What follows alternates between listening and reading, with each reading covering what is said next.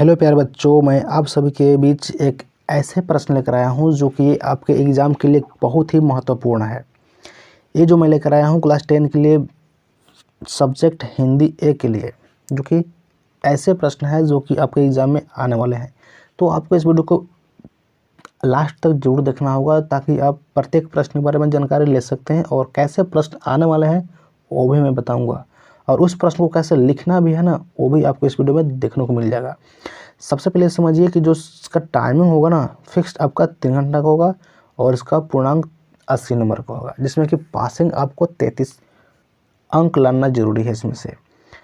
तो 33 अंक लाने के लिए आपको सही जानकारी प्रश्नों को होना ज़रूरी है। अगर आप अभी भी तैयारी नहीं किए हैं पूरे 1 सालों में तो कोई दिक्कत नहीं है। मैं आपको इस वीडियो में बताऊंगा किस तरीके से क्वेश्चन आएगा और आपको एग्ज़ाम में कैसे लिखना है।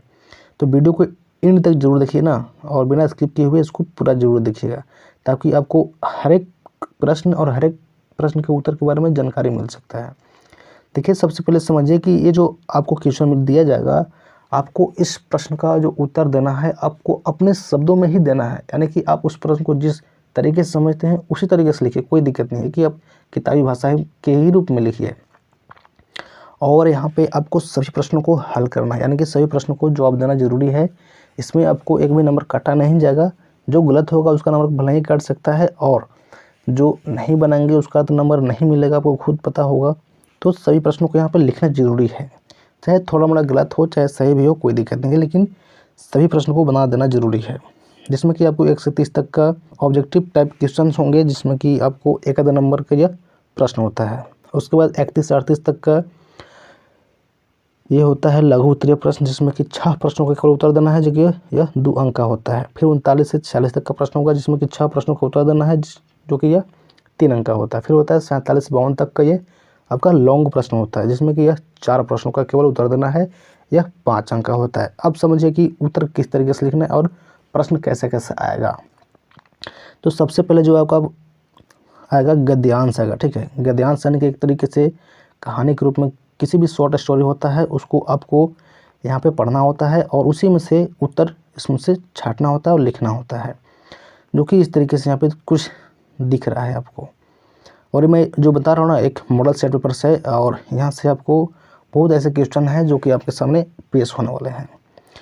अब देखिए, अगला जो है कुछ ये जो है ना, ये इसको बोलते हैं हम लोग पद्यांश बोलेंगे, ठीक है। ये पद्यांश हो यानी कि पद के रूप में होता है। नारी है शक्ति, नारी है ज्ञान, नारी के बिना अधूरी है सृष्टि महान। यानी कि इस तरीके से कुछ प्रश्न दिए रहेंगे, यानी कि पद्यांश दिए रहेंगे। आपको इसी में से भी क्वेश्चन को लिखना होता है, इसी टाइप के क्वेश्चन दिया रहेगा और इसी प्रश्न को हल करना है, यानी कि उत्तर देना है इसका, जो कि टोटली आपका ऑब्जेक्टिव रहेगा। 4 ऑप्शन दिया रहेगा, 4 ऑप्शन में से एक ऑप्शन आपको चुनना है।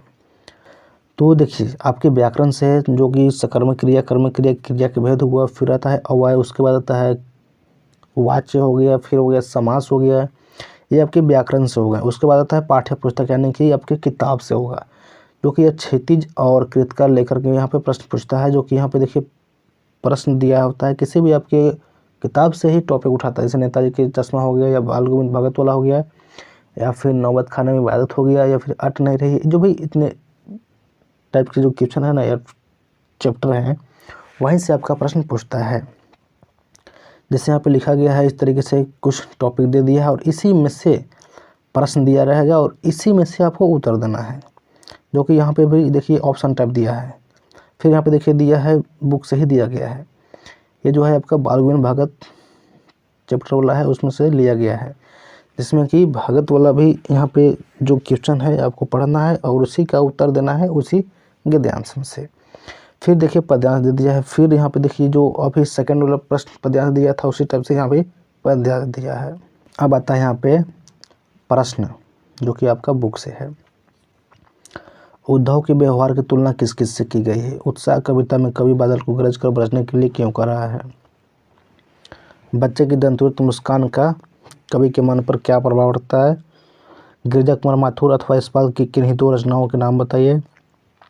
नेताजी की मूर्ति का निर्माण किसने कराया था? बाल गोविंद भगत की टोपी कैसे होती थी? लखनवी अंदाज पाठ में लेखक ने 2nd क्लास का टिकट क्यों खरीदा था? परमल क्या है?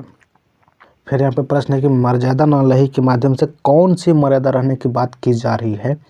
आपके विचार से माँ ने ऐसा क्यों कहा कि लड़की होने पर लड़की जैसे दिखाई मत देना। संगत कार्य यहाँ पे देख दिया गया कि संगत कार्य के माध्यम से कवि से किस प्रकार के व्यक्तियों की ओर संकेत करना चाह रहा है। सेनानी न होते हुए भी चश्मे वाले को कैप्टन क्यों कहते थे। भगत के पुत्र वधु उन्हें अकेले क्यों छोड़ना नहीं चाहती थी। बिस्मिल्लाह खां को काशी का नवाब हीरा क्यों कहा गया है। जॉर्ज पंचम की नाक क्यों काटी गई थी। गंगटोक को मेहनत का बादशाहों का शहर क्यों कहा गया। यानी कि जितना भी प्रश्न यहाँ पर दिया गया है बहुत ही इंपॉर्टेंट प्रश्न दिया गया है। आपको समझ में आता होगा तो आप इसको ज़रूर पढ़ लीजिए, और नहीं भी आता है तो आप कमेंट जरूर लिखिए। आपको मैं डिटेल वीडियो आपके लिए प्रश्न के ऊपर बता दूंगा और समझा भी दूंगा उसका उत्तर के साथ। आपके मोहल्ले में गंदगी का अंबार लग गया है जिसे हटाने के लिए एक अनुरोध पत्र निगम को लिखना है। उसके बाद 48 में कि साबुन बनाने वाली एक कंपनी की ओर से 50 शब्दों में एक विज्ञापन तैयार करना है। विज्ञापन आपको पता होगा जिसको हम एडवर्टाइज बोलते हैं, एडवर्टाइजमेंट बोलते हैं, जिसको विज्ञापन बोलेंगे यहाँ पे। माता का नातल पाठ में बचपन की कैसी तस्वीर बनती है। जितेंद्र नार्गे की गाइड की भूमिका के बारे में विचार करते हुए लिखिए कि एक कुशल गाइड में क्या गुण होते हैं। दिए गए संकेत बिंदुओं के आधार पर निम्नलिखित में से किसी एक विषय पर लगभग 150 शब्दों में निबंध लिखना है, जो कि यहाँ पे नीचे दिया गया है। विज्ञान अभिशाप या वरदान या झारखंड की प्राकृतिक सुषमा। फिर नीचे दिया गया किसी एक का भाव स्पष्ट करना है, नीचे दिया गया है। तो यहाँ पे जितने भी प्रश्न दिए गए हैं ना बहुत ही इम्पोर्टेंट प्रश्न है। आपको मैं क्या बताऊँ, यहाँ पे अगर आप थोड़ा सा पढ़ भी लेंगे ना तो आपका टोटली एग्ज़ाम यहाँ पे क्लियर हो जाएगा। यहाँ पे बहुत ही इंपॉर्टेंट प्रश्न है, जो कि सेनानी न होते हुए भी चश्मे वाले को लोग कैप्टन क्यों कहते थे। सेनानी न होते हुए भी लोग चश्मे वाले लोग कैप्टन इसलिए कहते थे क्योंकि वह घूम घूम कर चश्मा बेचता था, और नेताजी की मूर्ति पर जो चश्मा नहीं लगा था वहाँ पर प्रतिदिन वो चश्मा ले जाता लगाता, और वहीं से उसका दुकान भी चलता था, कारोबार चलता था, जो कि चश्मे के दुकान पर लोग जाते थे और बोलते हैं कि हमें वैसा ही चश्मा चाहिए जो नेताजी की मूर्ति पर लगा हुआ है। तो वो क्या करता है कि चश्मा वहाँ से उतार करके ला देता, ग्राहकों को दे देता, फिर वहाँ पे नए चश्मे को दूसरा लगा देता, फिर उससे अगला दिन वही काम करता है। यानी कि उसको एक तरीके से लोग कैप्टन नहीं बोलते थे।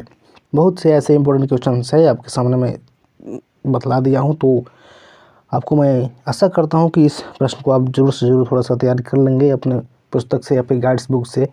तो इस प्रश्न को आप जरूर याद कीजिए। चलिए हम नेक्स्ट वीडियो में फिर मिलते हैं, और चैनल को अभी तक सब्सक्राइब नहीं किया तो चैनल को सब्सक्राइब, वीडियो को लाइक जरूर कर दो, अपने दोस्तों के साथ शेयर करके बना। चलिए हम लोग नेक्स्ट वीडियो में फिर मिलते हैं। Take care and bye bye.